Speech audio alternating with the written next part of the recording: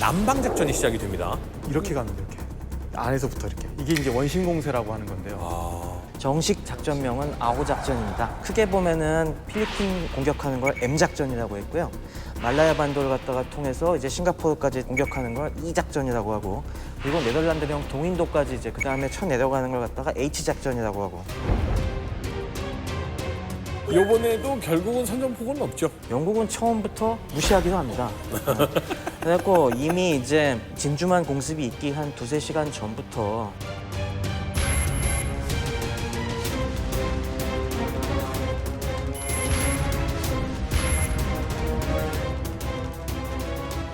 (12월 8일) 아침이 돼서야 아직 도쿄에 남아있던 영국 대사관 대사를 불러다가 그제서야 이제 우리 선전포고합니다 이렇게 선전 문서를 전달합니다. 이렇게 완전히 무시한 상황에서 전격적으로 말레이 반도의 여러 요충들을 갖다가 장악하는 작전을 갖다가 시작하는 거죠.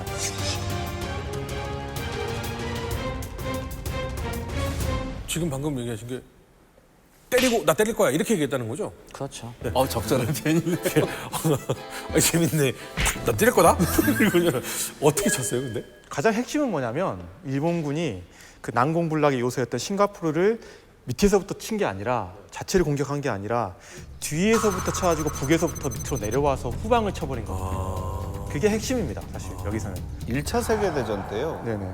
일본이 처음에 칭다오 공략을 못해요. 바다로부터 계속하면서 칭다오에 사실 독일군이 많지 않았는데 네네. 그래서 생각한 게 산동반도의 북쪽으로부터 내려와가지고 네네. 뒤에서 치면서 밑에서 치는 건데 네네.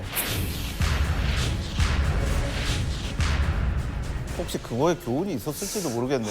그럴 수도 있을 것 같아요. 사실 러일 전쟁 때도 리어순에서 정면 공격하면서 어마어마하게 많은 피해를 입었고, 예. 그러니까 일본도 정면 공격은 불가능하다는 걸 알고 있었거든요. 싱가포르 자체를. 그러니까 결국에는 공격을 하려면 상륙 작전을 해야 되고 하는데 당시에 싱가포르는 엄청난 요새인데 이거를 감당할 자신이 없는 거죠. 그러면 뒤에서부터 쳐야 된다는 거는 당연히 이건 상식적인 거고, 네. 다만 이제 영국 입장에서는 허를 찔린 거죠. 사실 이제 이걸 하기 위해서 일본이 동원한 게 이제 총 3개 사단을 동원하죠. 마지막에 3개 사단을 동원을 하는데 이제 상륙의 주력 부대가 이미 태국에 있는 뭐 싱고라나 아니면 뭐 파타니에 상륙을 합니다. 그래서 얘네들이 뭘 했냐면 비행장부터 점령해요. 아, 그렇죠. 당연히. 네, 그래서 여기서 이제 비행기 지원을 받아서 제공권을 장악하기 위해서. 그 이 부대들이 바로 이제 말레이 반도를 이제 산맥을 넘어가지고 서해안을 타고 이제 내려오기 시작합니다. 그러니까 사실 말레이 반도 보면 엄청 길잖아요. 네. 뭐 그래서 태국 국경부터 한 800km가 되고 사실 싱고라에서는 1,100km가 돼요. 폭은 짧습니다. 뭐 짧게는 100km에서 길게는 300km까지 되는데 주로 이제 서해안 쪽이 도로가 잘 발달이 되어 있고 동해안 쪽은 아직 개발이 잘 안 돼 있어요. 그래서 이제 서해안 쪽을 타고 내려오고 또 이후에 또 어딜 공격하냐면 이제 코타바루라고 해가지고 가장 또 중요한 항구가 있습니다. 여기를 또 이제 다른 부대가 공격을 해 들어옵니다. 그래서 이 부대도 가장 먼저 한 게 뭐냐면 비행장부터 장악을 하고 동해안으로 이렇게 쭉 밀고 내려왔던 거죠. 몇 가지 좀 부언을 하자면은 왜 이렇게 제공권에 신경을 썼냐. 말레이 전역을 담당한 핵심은 해군 항공대가 아니라 육군 항공대였어요. 육군 주도의 작전이기 때문에. 근데 육군과 해군의 전투기 같은 이런 항공기의 사상이 다릅니다. 해군은 기본적으로 원거리 작전을 생각해갖고 굉장히 항속거리가 길지만은 육군 항공대들은 지상 작전을 지원하는 거기 때문에 굉장히 짧아요. 이 가능한 이제 순항거리가. 그러다 보니까 육군이 진격을 함에 따라서 이 항공 기지가 빨리빨리 동시에 같이 앞으로 나가지가 않으면은 지원을 못 해줍니다. 그러니까 빨리빨리 이제 비행장을 갖다가 잡지 않으면은 여기를 갖다가 그 다음에 진격을 보조를 못하는 상황이죠. 그러다 보니까 이제 비행장들을 갖다가 장악하는 것이 핵심이 되고 거길 갖다가 기반으로 해서 그 다음 작전을 계속 이어나가는 이 방식으로 수행하려다 보니까 저런 식으로 전개될 수밖에 없죠. 그러니까 한마디로 비행장 거점을 먹고 진격을 해야만 하는 상황인데 이렇게까지 공중전이 중요한 상황이었었어요? 제공권이라는 게? 중요하죠. 특히 이제 말레이 같은 경우에는 정글 지역이 많잖아요. 네네네. 그러니까 사실 포병이나 이런 거를 끌고 가기가 쉽지 않은데 사실 공군이 있으면 그런 화력 지원도 훨씬 더 해줄 수도 있고 다만 제공권이 있느냐 없느냐에는 천지 차이죠. 보병 입장에서 작전을 하기에는. 또 하나 이제 말레이 반도가 어떤 특징이 있냐면은 당시에 도로는 몇 개 없지만은 그래도 굉장히 광대한 지역이기 때문에 영국군이 부대들 갖다가 상당히 많은 차량화 수준을 높여놓습니다. 굉장히 자동차가 많았어요. 현지 징발한 것들도 많고 원래 이제 그쪽에 투입한 부대들이 훈련 수준은 낮더라도 자동차 굉장히 많이 해갖고 빨리 이제 달려갈 수 있게 해놨는데 도로가 몇 개 없다 보니까 제공권을 만약에 장악하면은 그 몇 개 도로만 공중에서 차단해버리면 되지 않습니까? 모두가 계속 기총조사하면서 해버리니까 이 상황이 되다 보니까 제공권을 장악한 게 굉장히 중요해지는 거죠. 그러니까 사실 이 차량을 다 일본군이 씁니다. 기본적으로. 그리고 이제 영국 입장에서는 일본군이 상륙을 해야 하니까 뭐라도 해야 되잖아요. 근데 계획이 여러 가지가 있었는데 다 잘 안 돼요. 그러니까 육군의 계획은 뭐 투사 작전이라 그래가지고 일본군의 뭐 상륙 기미가 보이면 그 전에 우리가 먼저 뭐 신고라나 이런 곳을 점령해서 일본이 상륙 자체를 못하게 만들겠다라고 했는데 뭐 정치적인 문제, 태국의 어떤 중립성 문제 때문에 실행도 못하고 보급의 문제도 있었지만 그러다가 이제 영국에게는 전함 하나가 있습니다. 프린스 오브 웨일스. 네, 그거랑 뭐 순양함 한 대가 더 레펄스. 있었는데 펄스가 있었는데 동원을 해서 공격을 하러 가는데 베트남의 사이공에서 날라오는 일본의 공격기에 의해서 다 격침을 당하게 되죠. 그게 네. 영국으로서는 어마어마한 충격이었다고. 이게 상징성. 처칠이 무슨 얘기를 하냐면 네네. 처칠 수기가 있잖아요. 2차 대전에 대한. 자기는 독일하고 제 본토항공전 이럴 때도 잠을 잘 잤는데 프린스 오브 웨일스하고 레펄스가 침몰했다는 소식을 듣고 네. 그날 밤에 잠을 못 잤다고 그럴 정도예요. 네. 그러니까 왜냐하면 이건 동남아에서 완전히 쫓겨나는구나. 이제 어쩔 수 없구나. 그리고 그때 당시에 프린스 오브 웨일스가 영국의 최신형 함정입니다. 그러니까 영국의 최첨단 기술이 다 들어간 전함이었는데 그게 단순 항공 공격에 침몰했다는 얘기를 듣고 이젠 어쩌지? 사실 그 당시 상식적으로 상상도 못할 그렇죠. 일이었죠. 예. 네. 갑자기 그 생각이 들어요. 그 존슨 대통령이 네. 한참 베트남에서 전쟁을 하고 뭐 구정 공세 때문에 막 힘들어할 때 자기를 잠을 못 자게 한 게 구정 공세가 아니고 푸에블로 납북 사건이라고. 예.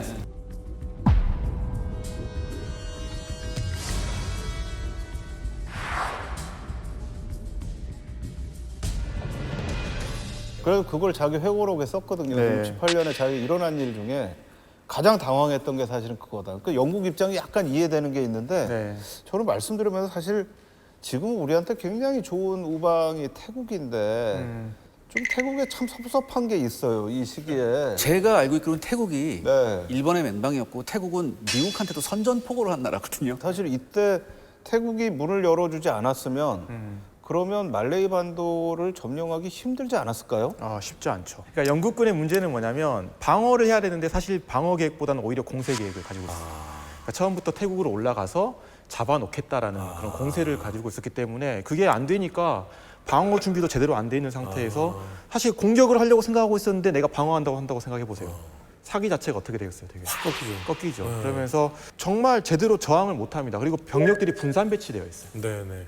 그러다 보니까 고립되기가 되게 쉬운 거죠. 네. 지형에서. 이거 네. 유럽 전선에서 그리스에서도 똑같은 네. 걸 하다가 한번 실패했는데 영국이 네. 극동전선에서 또 똑같은 실수를 반복을 하네요. 약간 영국의 전통 아니에요? 그 조금씩 이게 분산 배치해 놓는 게 약간 이게 사람이 적으니까. 근데 이때 영국을 괴롭힌 일본의 최정예 비행기가 그들이 말하는 동양의 진주라고 하는 제로 전투기죠. 아까 그 우리 최 박사님께서 뭐 이제 항속거리의 차이를 말씀하셨잖아요. 그러니까 제로 같은 경우에는 2,200km가 넘어요, 항속거리가.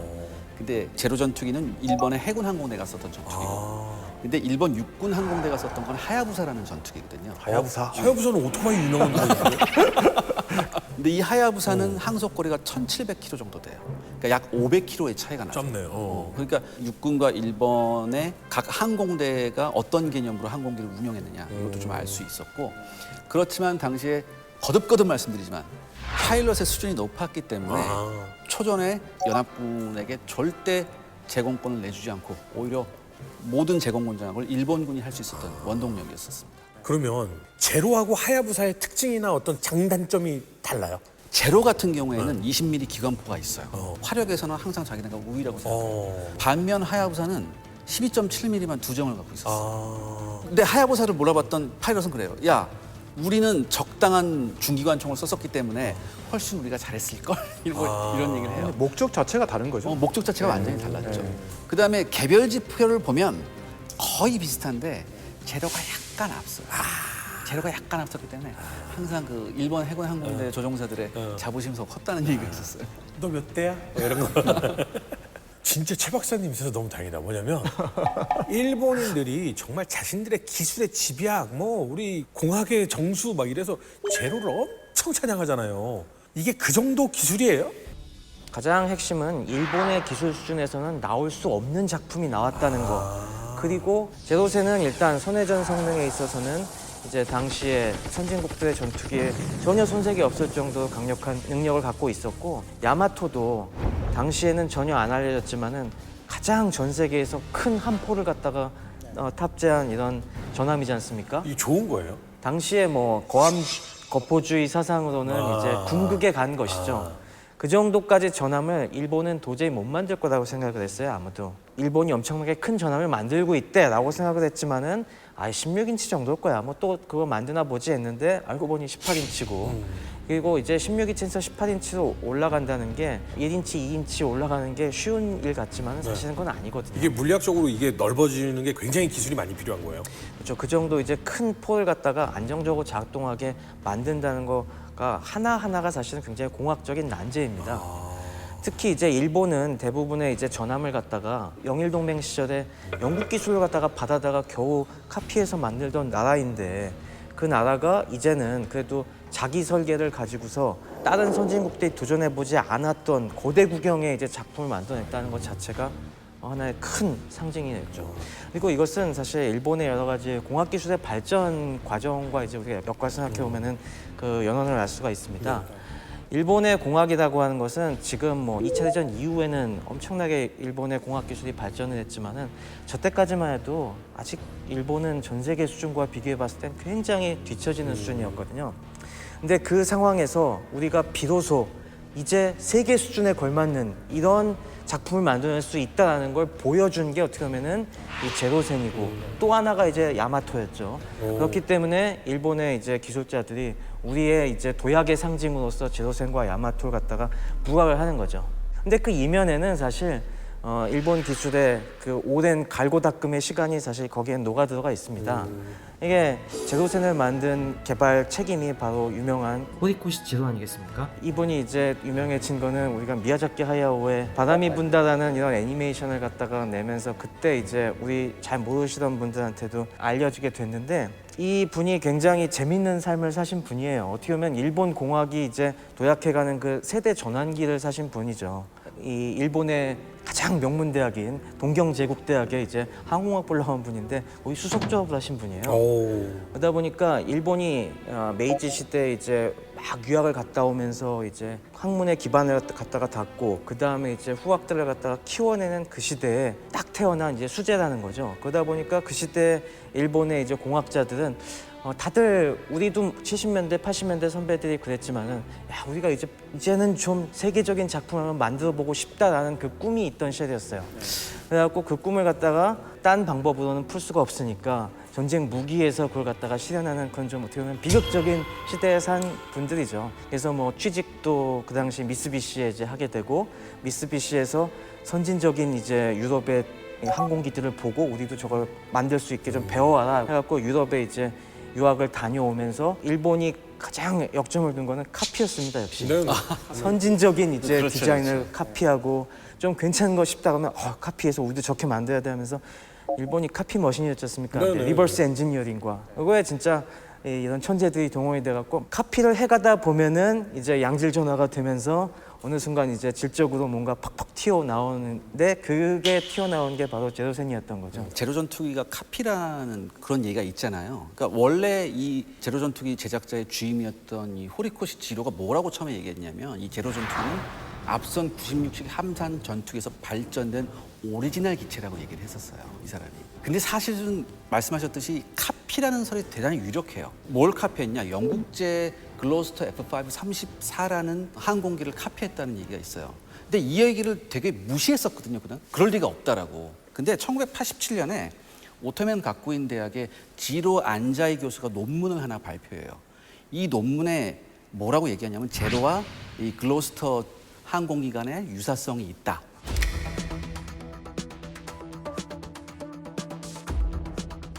이 표에 보시면 무려 15가지 항목에 관해서 제로 전투기와 당시의 모든 전투기의 그 항목을 비교해놨어요. 그러니까 뭐 그 엔진 기수 부분, 캐노피 부분, 날개 부분 뭐 여러 가지를 비교해놨어요.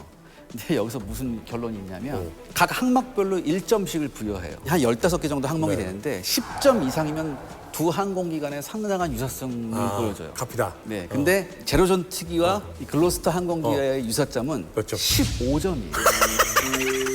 그럼 이거는 똑같은 거잖아요. 그러니까 그러면. 항공 전문가들이 무슨 얘기를 하냐?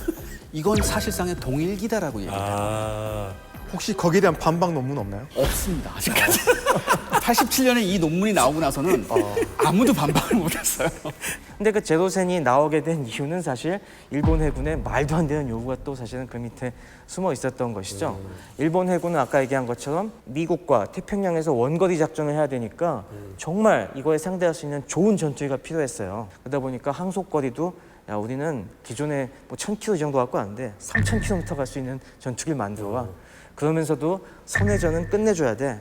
그러면서도 20mm 기관포 정도는 탑재해줘야지. 이런 식으로 무리한 요구들을 갖다가 얹혀놓는데 그걸 놓고서 이 양반이 이제 엄청나게 고민을 하다가 채용한 것이 이제 슈퍼 두랄루민이라는 당시에 세계적인 수준의 알루미늄 합금을 갖다가 아주 가볍게 기체를 만들어서 이걸 갖다가 해결을 하죠. 신소재. 그렇죠. 제로 전투기가 초초 두랄루민을 써서 아주 가볍게 만들었다. 그게 초라는 단어는 그냥 일본인들이 쓰는 예. 초사이언인 같은 맞아, 느낌인 그런 거죠. 거. 그러니까 초가 3개 붙나 2개 붙나 그래요. 2개 붙습니다. 엑스트라 슈퍼 두랄루민.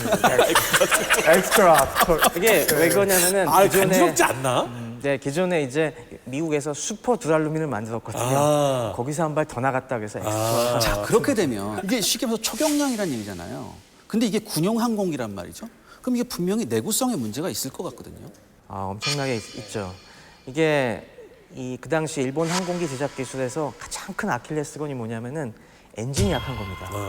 다른 기체 설계 기술은 그 천재들이 그렇게 열심히 카피를 해갖고 어느 정도 쫓아왔는데 이 안에 탈 엔진이 아직 충분히 카피 못한 상태였어요. 뒤늦게 나중에 이제 그래서 나카지마 제작소나 몇몇 기업들에게 좀 더 큰 엔진을 좀 만들어봐라고 계속 닥달을 해서 전쟁 후반에 가면 그래도 좀 체급을 키우는데 이제 제로센을 처음 만들 당시에는 끼케야 이제 1000마력 정도의 엔진을 겨우 생산하는 정도에 그쳤습니다.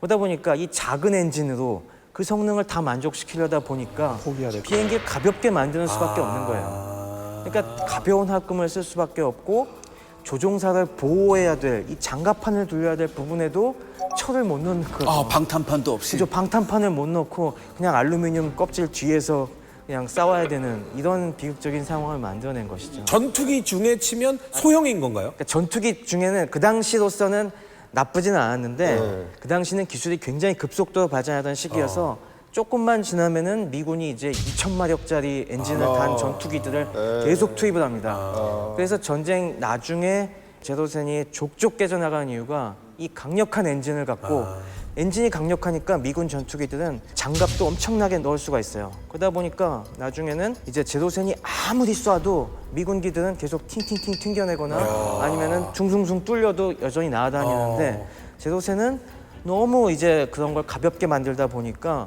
이제 기관포 몇 발만 맞아도 이게 장갑이 다 떨어져 나가고 이제 기체가 망가지면서 더 이상 전투를 못하고 떨어져 버리는 겁니다. 그리고 전술도 여기서 이제 문제가 발생하게 되는데요.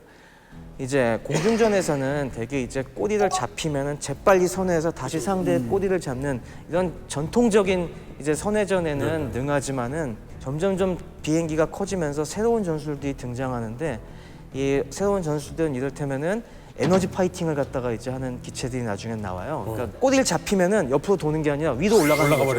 그러면 제로센은 이걸 올라가다가 힘이 없어갖고 피득피득하고 떨어지면은 그제서야 이제 뛰어내려오면서 잡는 이런 방식도 있고 또 이제 미리 이 강력한 엔진으로 높은 데 올라갔다가 이제 적기가 나타나면은 이제 부맨줌이라고 해서 이제 쫙 이제 강하게 따다닥 갈기고서 다시 쭉 올라가서 사라져 버리는 이런 식의 다양한 전술이 가능해지는데 제로센은 그걸 못 쫓아가는 겁니다. 옛날에 그 탑건이나 비행기 영화 같은 거 보면 쫓아가면 팍 위로 올라가면 밑에 애가 뚜뚜뚜뚜뚜뚜 이렇게 되는 그거를 그렇죠. 이미 이때 사용한 거네요.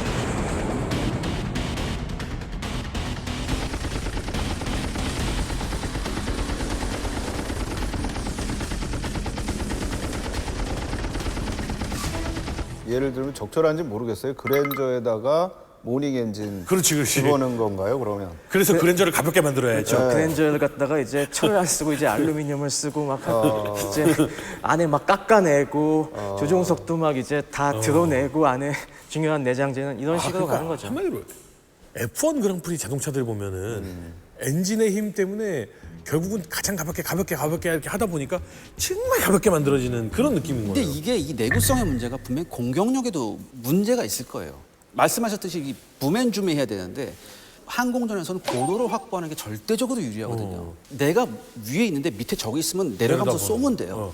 자, 근데 문제는 내리꽂힐 때 상당한 G가 걸린단 말이죠. 속도가 올라가고. 중력이 확 올라가죠. 네. 내구성이 약하면 여기에도 제한이 있을 수 있다는 얘기잖아요. 사실 쉽게 말해서. 사실 이게 G는 속도가 아니라 가속도거든요. 얼마나 이제 빠르게- 타이트하게 도느냐가 네네네. 이제 핵심인데 보통 이제 사람이 견디는 거는 조종사들은 훈련을 받으면은 한 7, 8G 정도까지도 견딘다고 해요.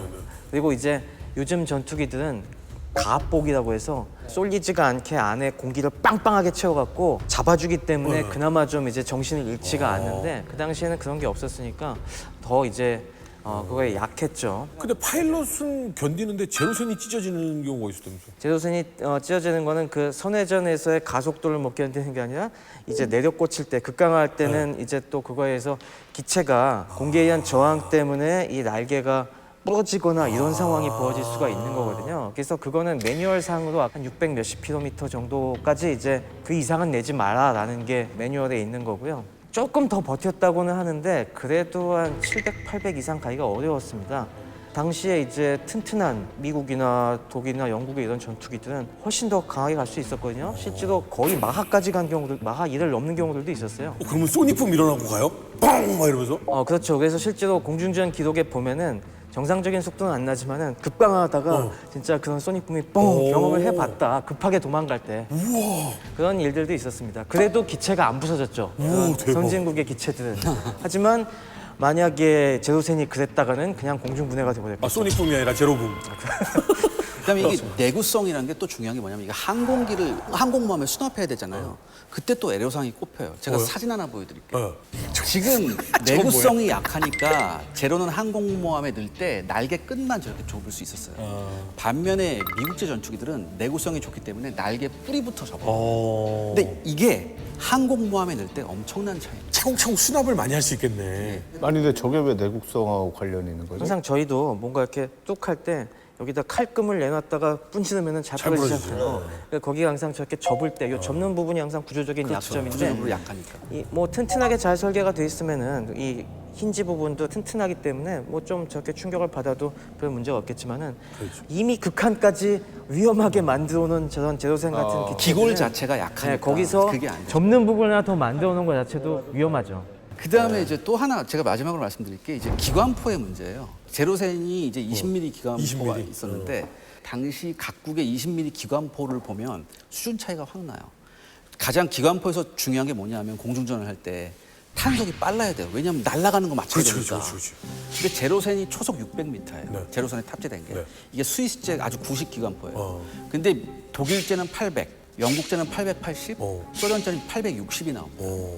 그러니까 기관포의 성능 차이도 확 나요. 더군다나 제로센은 내구성이 약했기 때문에 날개에 이 기관포가 들어갔거든요. 기관포를 쓰다 보면 날개가 비틀립니다.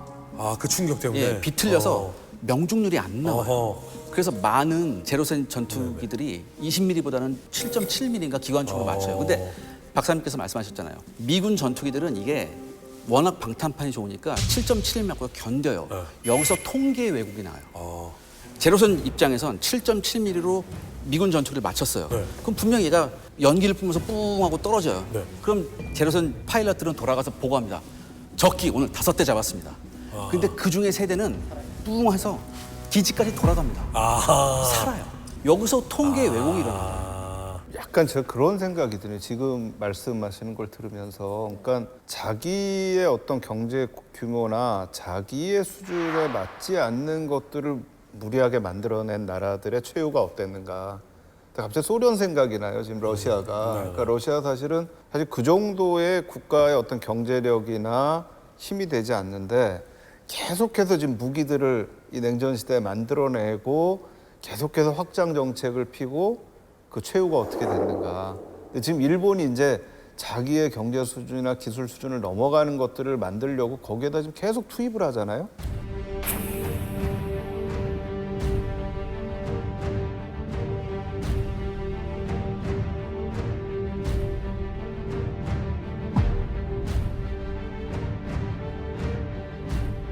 결국 그 결과가 일본을 어떻게 가져왔는가. 사실 이제 이런 책들이 가장 네. 대표적인 책인데 그럼 어떤 책이에요? 아키라라고 메이지대 교수가 쓰는 이제 군비 확장의 근대사입니다. 그러니까 이런 걸 만들려면 돈을 어마어마하게 쏟아붓는 국방부에다가 결국 국방부에 돈을 많이 쓴다는 것은 그만큼 다른 필요한 어떤 산업에 돈을 못 쓴다는 못하는 거죠. 경제력이나 그렇게 내구성을 약화시킴으로써 이제 조종사를 이제 소모품화시킨다. 그래서 이제 일본의 특유의 이제 인명 경시 사상과 같은 문화가 어떻게 보면 이제 그런 무기 체계나 기술의 개발에도 녹아 들어간 게 아닌가. 그래서 단순히 우리가 어떤 무기를 볼 때 그 무기만 바라보지 말고 어떤 사회 전반에 있는 문화나 아니면 이제 그런 부분까지도 함께 생각해 보면 되게 좋을 것 같습니다. 근데 생명 경시 사상에 대해서 나왔잖아요. 지금 가장 유명한 국가는 사실은 구소련 러시아 쪽이 있고, 근데 일본 같은 경우는 자기네 나라 사람들은 덜 경시하지 않았나요? 남의 나라 그 식민지에 있는 인명은 되게 경시했는데 자기네 국민은 그래도 조금 그러지 않았었나요? 아니라고 저는 생각합니다. 근데 저는 예. 사실은 그거를 어떤 한 나라의 그런 어떤 경향이다라고 보기보다는 그 나라의 정치 체제가 어떤 정치 체제이냐에 따라서 달라지는 것 같아요. 그러니까 일본도 총동원 체제가 가고 전쟁이 가고 민주주의가 완전히 없어진 상황에서는 사실은 사람이라고 하는 부분, 국민이라고 하는 부분들이 소모품이 돼버리는 거고, 그건 뭐 어느 나라나 똑같이. 근데 이게 이제 그래서 저는 민주주의라는 게 왜 중요한가라는 걸 보면 민주주의에서 제일 중요한 게 사실은 인권의 문제고 인간의 문제이기 때문에 이제 그런 측면에서 좀 봐야 되지 않을까 싶은 생각도 있어요. 자, 그러면 사람을 날리고 비행기는 살리려다가 비행기하고 사람이 같이 날아가고 있는 제로센에 맞서는 영국 전투기. 어마어마한 정리입니다. 둘 다 날려버리는. 네. 태평양 전쟁 초기에 영국하고 네덜란드는 동남아시아에 주둔시키는 부대가 2선급 부대였어요. 그러니까 왜냐하면 에이스, 그러니까 1선급에 있는 사람들은 전부 다 유럽 유럽에 전선으로 있겠죠. 죄다 갔기 때문에, 그래서 적당한 성능의 전투기를 여기서 적당하게 운영하자, 그런 생각이었거든요. 그래서 선택한 게 바로 이제 브루스터, 미국 브루스터의 이제 F2A 버팔로 전투기예요. 뭐 말하는 것보단 일단 제가 표를 보여드리겠습니다. 준비를 참 많이 하셨어요. 이게 최고 속도, 상승률, 항속거리, 상승고도, 무장에서 거의 다 대부분 열세예요. 열세구나. 네, 특히 상승률은 차이가 많이 났어요. 항속거리는 엄청 차이 나요. 예, 항속거리도 조금 차이가 났는데, 근데 이게 실전 경험이 많고 베테랑 파일럿들이 많은 일본의 항공대하고 붙으니까 탈탈 털리는 아주 싹싹 털려요. 그러니까 성능의 차이도 클 뿐더러 파일럿의 수준도 다른데 여기다가 애초에 일본군을 너무 몰랐어요, 이 사람들이. 그러니까 세 가지가 다 안 되니까 완전히 박살이 나버렸어요. 프린스 오브 웨일스의 격침 사건. 원래 영국이 프린스 오브 웨일스하고 리펄스를 보낼 때 항공모함을 같이 딸려서 보내려고 했었어요. 근데 항공모함이 수리 중이었거든요. 그래서 일단 너네 둘만 가라. 괜찮다. 왜? 거기에 우리 항공대가 있으니까. 갔단 말이죠. 근데 이미 항공대는 일본 항공대한테 탈탈 털렸어. 그래서 가라앉힌 거예요. 사실 지원도 안 했잖아요. 네, 제대로. 지원도 안 네. 했고. 근데 재밌는 게 있습니다. 이 똑같은 전투기를 핀란드군도 썼어요. 네, 버팔로를. 예. 소련하고 싸울 때 네. 썼나요? 그러면? 근데 당시 핀란드군은 이 전투기를 가지고 소련군하고 싸울 때 어떻게 했냐? 소련군은 최신의 야크 전투기 타고 나와요. 비슷하다. 야크와 버팔로. 버팔로가 이길 것 같은데. 근데 이 핀란드군 조종사는 자기네들 전투기 특성을 알았어요. 야, 이게 도구 파이팅에서는 안 된다. 높이 올라가서 기다렸다가 오면은 줌앤 보고 이걸 하자. 내복해서 공격하는. 그래서 이걸로 아직은 훈련술이 충분하지 않았던 소련군을 탈탈 텁니다. 그러니까 이게 약간 같은 전투기였어도 이런 차이가 좀 있다는 게 좀 재밌었어요. 핀란드 전쟁에서 공중전 이야기는 처음 들어봤어요. 저도 항상 뭐 스키 부대, 뭐 스키 부대, 모티 저격 부대, 예, 이런 뭐. 것만 이야기 들었지. 예, 재밌네요. 그럼 버팔로가 높이 올라가서 그 제공권을 장악하는 거는 좀 강점이 있어요. 내구성은 괜찮았어요. 그러면 제공권이 장악을 당했다는 건 이제 우회 기동을 하고 있던 육군들이 설치기 좋다라고 표현을 해도 되겠죠? 아, 그렇죠. 그러니까 이제 사실 육군이 어떻게 그렇게 빨리 내려갔는지를 좀 살펴보기 전에 다시 한번 좀 지형을 좀 이야기를 해야 될 것 네네. 같아요. 말레이의 지형을 이야기해야 되는데 여기가 보면은 가운데 이제 산맥이 이렇게 나눠놓고 있고 해안가로만 좀 기동이 가능해요, 사실상. 그리고 산맥을 기준으로 강들이 다 횡적으로 이렇게 펼쳐져 있어요. 그러다 보니까 당연히 누구한테 유리하겠어요? 방어군한테. 그렇죠. 네. 하천이 많은 네, 하천이 많고 늪지대가 많아요. 늪지대는 거의 기동이 불가능하다고 보면 됩니다. 근데 저기를 일본군이 50일 만에 1100km를 탁 가버린 거예요. 그래서 저거를 그때 어떻게 불렀냐면 어나더 브리치 크리그다 이거는. 또 다른 독일군이 그렇죠. 일기갑군이 아르덴 숲을 뚫고 간 것처럼 일본군도 뭔가 정글을 뚫고 저 긴 길을 빠르게 들어갔다. 약간 이런 표현인 거죠. 그러면 지금 단순히 계산해도요. 하루에 20km 이상이에요. 이 얘기는 온종일 걸어서 그것도 늪지대를. 늪지대는 통과를 못해요. 그럼 어떻게 가요? 길을 찾아서 가겠죠. 그러니까 어떻게 보면 돌아간다는 거예요? 그럼 돌아가거나 늪지대를? 그러니까 뭐, 단 네. 하나의 오솔길로 갔다는 얘기인데 오솔길로 가거나 아니면 조금 뭐 정글 뚫고 뭐 어. 가고 뭐 아니면 해안도로 타고 가고 비결이 있었을 것 길이 같은데. 있었을 것 같아요. 그죠? 네. 엄청난 무기를 사실은 준비를 했었다고 합니다. 그 정체를 화면으로 공개합니다. マライ戦線炎の風に赤いカンナの花が咲く汗にまみれてべ 자전거야? 발을 움직이는데? 길이 잘 되어 있네요. 그죠? 네. 대박. 저 정도 길이면 갈만한데 사실. 네. 그리고 저런 우마차 길이 되게 딱딱했다고 해요. 아, 네, 진흙탕이 아니고 되게 이제 길이 일본 선전 자료인 이거. 네, 저게 말레이 전역 끝나고 나서 자전거 부대를 모티브로 해서 만든 군가입니다. 저들의 이제 선전을 갖다가 기리기 위해서 군가까지 만들었어요.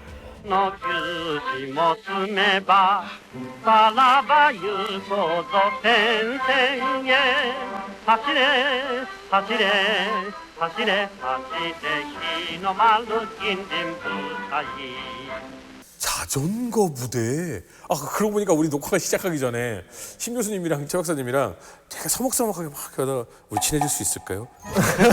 자전거 한번 같이 타시죠. 두 분 자전거 좋아하시잖아요. 저는 뭐 자전거 3대 있습니다. 와, 자전거 세 대나 집에 있어요. 네. 산악용 자전거, 뭐 멀리 탈 수 있는 자전거 뭐 뭐 이런 그런 식으로. 거 있죠. 그리고 저는 또 철인 3종을 하거든요. 삼종을 네, 한다고요? 어제 새벽에도 한 100km 탔습니다. 자전거를요? 네. 가능하네. 하루에 22km 가능하네. 하루에 100km 타시는데. 가능하죠. 제대로 잘 먹고 간다면. 와 대박이다. 네, 잘 쉬면서. 네. 저도 이거 자전거가 있습니다. 있어요? 예, 주로 이제 시장 갈 때 씁니다. 그거네요. 일본 사람들이 타는 것처럼 앞에 생긴 거네. 바구니도 있고. 앞에 바구니 있고 네. 이렇게 폭 파여 있는 거. 저는 주로 뉴스 볼 때 뉴스. 집에 자전거 아, 갖다 집에서 타는 자전거. 저는 좀 특이한 누워서 타는 자전거, 리컨번트라고 하죠. 그게 다 있습니다. 최첨단이야. 자전거도 약간 물리법칙이 있는 왜 그 누워서 타는 자전거 보면 기어도 그렇고 체인도 그렇고 희한하게 생겼더라고요. 네, 맞습니다. 그거 연구하려고 타시는 거예요? 아니 그건 아니고요. 이제 일반적인 자전거는 오래 타면 엉덩이가 아프지 않습니까? 아, 근데 누워서 그거 있다. 타면은 그런 게 전혀 없어요. 자전거도 안장이 진짜 중요한데 그럼 저 때는 그럼 일본에서 저거 하느라고 안장을 개발을 했나요?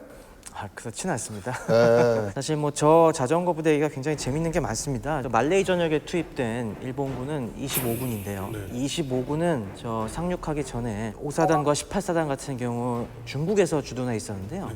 그리고 근위사단은 이제 다시 본국에서 왔고 그러면서 출발할 때 중국과 일본에서 민간인 자전거를 갖다가 엄청나게 징발합니다. 그래서 사실 저게 통일된 규격은 아니에요. 굉장히 메이커가 많이 섞여 있습니다.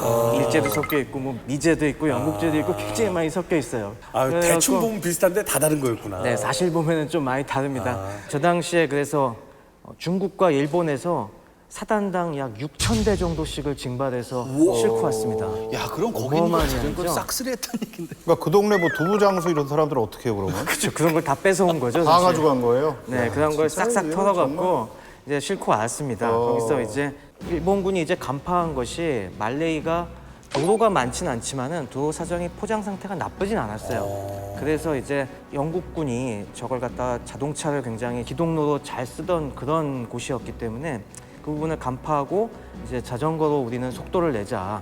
그리고 이제 자전거를 싣고 와서 저기다가 이제 보급품들을 다 싣고, 특히 영국군이 말레이에서 주로 쓴 전략이 뭐였냐면은 우리가 공격이 안 되면은 방어를 하는데 방어의 핵심은 교량을 끊는 거다.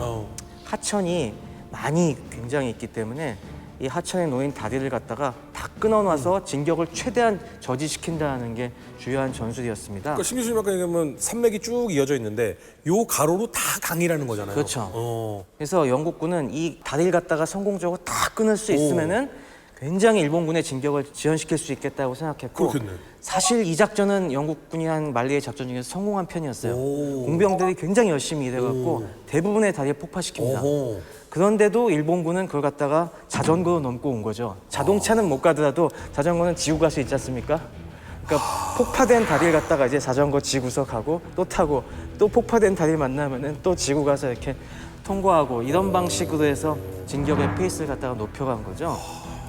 당시에 이제 굉장히 재밌는 일들이 많이 있는데, 말레이에는 아까 천연자원이 뭐가 많다고 했습니까? 고무. 타이야. 그죠. 완전히 포장도는 아니니까 가다 보면 당연히 펑크가 많이 나요. 그래갖고 이 부대는 이 일본 자전거 메이커에서 또 기술자들을 징발해갖고 같이 동행을 했어요. 그래갖고 펑크가 나면은 그 기술자들이 또 열심히 떼옵니다. 자전거포 아저씨들을 본토에서 그렇죠. 부른 거예요? 근데 이제 거기다가 이 자전거 튜브랑 타이어를 많이 들고 갈 수가 없지 않습니까? 그래서 막 펑크가 나면은 이제 기술자들이 주변에 고무나무 가서 이제 고무를 채취해서 이걸 막 펑크를 떼워가면서 이제 막 갑니다. 근데 뭐 사실 여기에 정말 많은 설들이 있는데 어떤 자전거는 타이어 없이도 가기도 하고 어떻게 타이어? 타이어 없이 갈 수 있어요. 속도가 좀 느릴 뿐이지. 예. 당시는 타이어 질이 안 좋았기 때문에 좀 있으면 그러다가 이제 너덜너덜해지거든요. 그러면 이제 아예 타이어를 빼버리고 그 림만으로 갑니다. 그러면 찌걱찌걱 소리가 나겠죠? 근데 이제 이걸 듣는 훈련 안 된 인도군이나 이런 영연방군들은 그 찌걱찌걱 소리가 전차 캐터필러 소리인 줄 알고 지대 겁먹어서 도망갔다는 이야기도 있습니다. 사실 여기서 우리가 좀 생각을 해봐야 될 게 일본의 사전 준비가 정말 철저했다라는 거죠. 그러니까 일본은 전쟁 전부터 수개월 전부터 스파이들을 엄청나게 뿌립니다. 스파이들이 뭘 하냐면 방어 시설 확인하고 뭐 길도 확인하고, 그러니까 군사적인 상황을 거의 뭐 알고 들어간 거예요. 그래서 뭐 방금 이제 중국이나 이런 데서 자전거를 징발했다고 하지만 현지에도 자전거가 많이 있다는 것도 알았죠. 왜냐하면 일본에서 많이 수출을 했으니까. 그래서 그 자전거를 또 현지에서 많이 또 징발을 합니다. 그리고 이제 다리 같은 경우도 사실 일본 공병이 엄청나게 활약을 많이 해요. 그러니까 무조건 뭐 메고 갔다기보다는 공병이 수리도 많이 교량이나 이런 것도 또. 자전거는 쪽대만 만들어도 갈 수 있으니까. 근데 솔직히 그리고 이제 자전거 장르로 따지면 사이클로 크로스죠. 현지에서 이제 메고 가는. 이제 아마 이제 이게 시초이지 않았을까. 근데 일본군 보면 네. 진짜로 아니 저렇게 어처구니없이 바보 같은 짓을이라고도 하는데 또 엄청나게 준비를 잘하고 와 저 점은 정말 대단하다라고 느끼는 점이 공존하는 군대 같다는 생각이 좀 많이 드는데 분명히 네. 일본군이 초반에 승기를 잡은 데는 이유가 있을 거예요.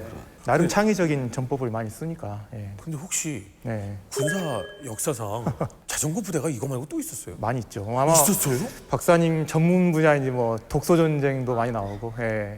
아 히틀러가 자전거 탔다는 소리는 들었었어요. 사실 유럽의 군대가 자전거를 훨씬 많이 썼습니다. 원조가 거기잖아요. 예, 이것도 그래서 거기는 그렇게 사이클 대회가 유명하군요. 그러니까요. 아무리 자전거를 잘 만들어도 예. 일본이 사이클 게임에서 안 되잖아요. 그 유럽이 되는 이유 그건가요? 그렇죠. 이미 유럽은 자전거 저 때부터 동호 인구가 엄청나게 많았고 특히 유럽은 도로 사정이 훨씬 더 좋았기 때문에 이제 훨씬 더 자전거를 많이 씁니다. 일본군이 사실 자전거를 처음 군대에 써보기로 한 게 1920년대인데 그것도 1차 대전 때 유럽 군대들이 쓰는 걸 보고서 한 거예요.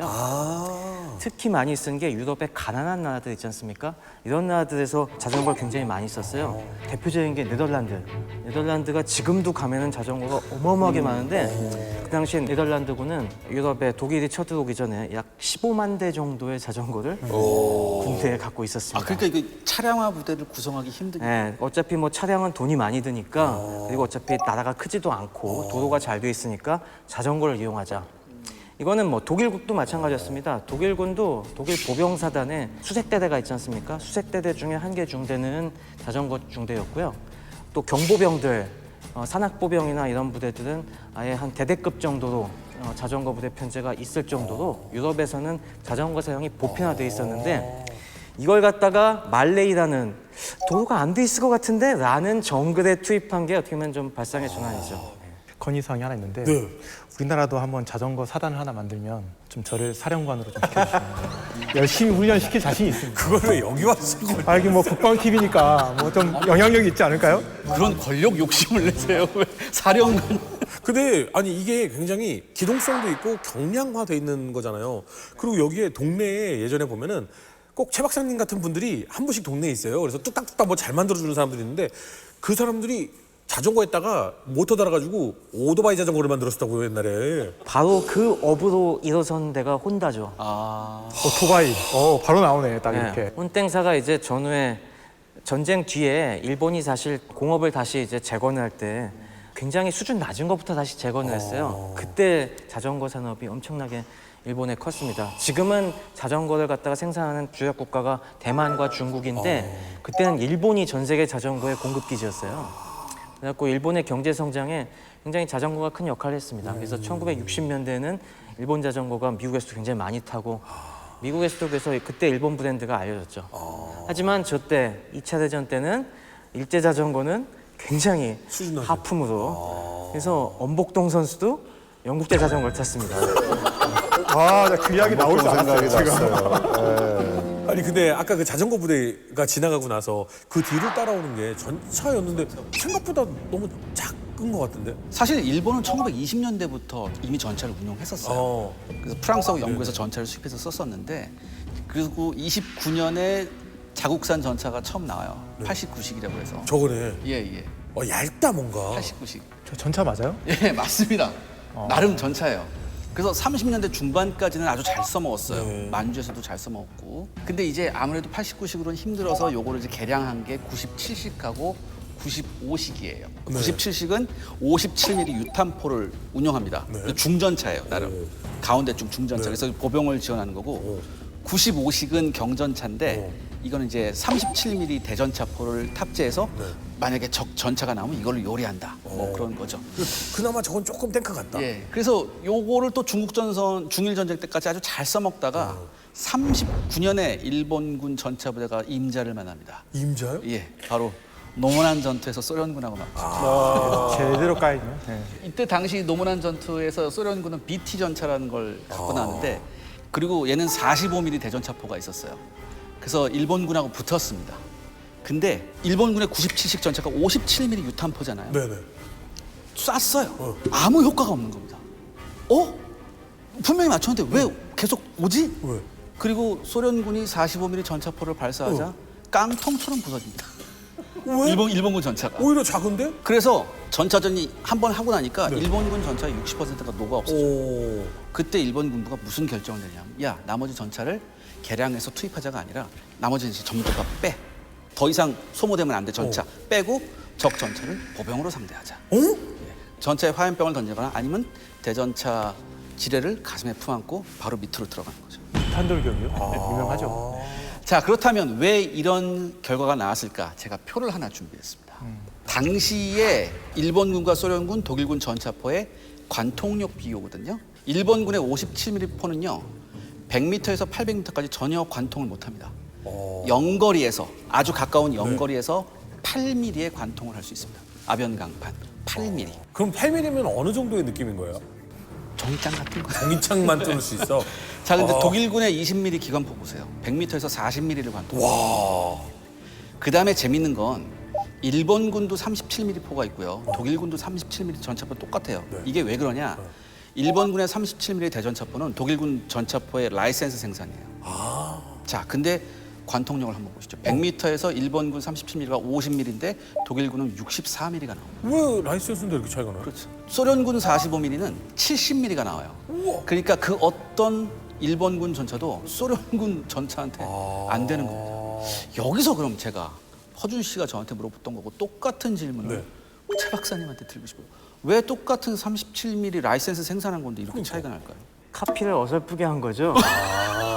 네, 이 대포는 똑같이 이제 만들었는데 문제는 포탄을 좀 다르게 만든 거예요. 아, 철갑탄을요? 똑같은 철갑탄을 쓴 게 아닙니다, 독일이랑. 왜 이런 문제가 발생했는지 나중에 조사를 해 보니까 철갑탄을 갖다가 당시에 이제 독일이 만든 철갑탄과 이 일본이 만든 철갑탄이 좀 다른 거예요. 일본은 전차 대 전차 상황을 갖다가 별로 가정하지 않고 이런 전차들도 굉장히 빈약한 적 장갑차 정도나 상대할 거라고 생각했기 때문에 똑같은 철갑탄에 작약을 많이 넣고 철갑 요 앞에 모자는 조금 얇게 만드는 이런 방식으로 만든 탄두를 거죠. 좀 얇게 만들고. 그렇죠. 그러다 보니까 이게 딱 장갑에 부닥쳤을 때 뚫고 나가는 게 아니라 이 안에 작약이 먼저 터지면서 그 자리에서 깨져버리는 겁니다. 그러니까 장갑 관통력은 낮죠. 장갑차 같이 얇은 거면은 이게 뚫고 들어가서 뻥 터지니까 파괴력은 더 높을 텐데 제대로 된 전차를 만나니까 이게 뚫고 나가지 못하는 이런 상황이 발생하는 거죠. 그러면은 왜 더 구경이 큰 57mm 유탄포는 연거리에서 8mm밖에 안 나와요? 탄의 설계 자체가 기본적으로 57mm 유탄포는 보병을 상대하기 위해서 보병 지원 전차의 개념으로 탑재한 거라 갖고 기본적으로 어떤 강대국의 기갑부대를 상대로 해서 개발된 전차 전력이 아니라는 겁니다. 하긴 일본이 여지껏 상대해온 상대들은 전차가 있는 나라들이 아니었었던 그러니까 거잖아요. 중국도 전차를 수입해서 썼었는데 중국군 전차병들의 수준이 너무 낮았거든요. 하지만 어쨌건 말라야 전역까지는 이게 통합니다. 실제로 이 일본군의 이 경전차들, 중형 전차들이 자전거 부대가 통로를 개척하고 공병이 열심히 수리한 다리로 계속 보조를 맞춰서 진격을 해나가거든요. 그러다 보니까 이 전혀 기갑 부대를 갖추지 못한 이 영연방군을 갖다가 완전히 유린하는 데 성공하죠. 아까도 말했듯이 영연방군은 자동차는 많지만은 제대로 된 전차가 한 대도 없었어요. 아니 그 중요한 거점이라고 하는 싱가포르인데 전차가 없었어요? 전차가 한 대도 없었어요. 그렇습니다. 한 대도? 그게 사실 이전에 많은 사람들이 전차 저기다가 보내야 된다라고 했지만은 처칠이 무시합니다. 처치 때문이구나. 처칠이 일본 애들은 그런 거 없어도 상대할 수 있어. 그 전차를 갖다가 대신 지금 당장 목숨이 넘어가게 생긴 스탈린에게 보내야 돼. 독소전 전장으로 보내야 되라고 해서 랜드리스로 보내버리죠. 그러니까 사실 이제 문제는 영국은 전차가 없었다. 그리고 이제 뭐 인도군이나 아니면 뭐 말레이 의용군 같은 경우는 그런 일본의 허접한 전차만 봐도 괴물로 보인 거죠. 그렇죠. 자기들 뭐 경험 안 처음 해봤으니까. 보니까. 그러니까 네. 이제 12월 7일에 말레이에 일본군이 상륙을 하거든요. 네. 그 해 크리스마스 때까지 줄곧 도망 다녀요. 계속해서 도망 다니거든요. 그런데 이제 계속 도망 다니다가 보니까 완전히 이제 북서부까지 다 일본군한테 점령을 당한 거예요. 그래서 1월 2일에 반격 작전을 딱 한 번 해요. 그 영국군이. 근데 이 반격 작전이 놀랍게도 성공을 합니다. 오. 굉장히 뭐 논쟁적인 인물이기도 하지만은 깨어있는 사람이라고 손꼽히던 바로 야마시타 도모유키 장군이었죠. 전술적인 식견이나 능력은 뛰어납니다, 분명히. 뭐 삼국지로 따지면 무려 한 95 정도? 싱가포르는 사실 섬입니다. 이제 좁은 수로를 통해서 말레이 반도가 떨어져 있어요. 그 위쪽은 조르 술탄국이라는 곳입니다. 나라가 다른 나라가 있다고요? 네, 그렇죠. 딱 저 위에 올라가서 지휘하기 좋지 않습니까? 딱 보여요. 다 보이니까.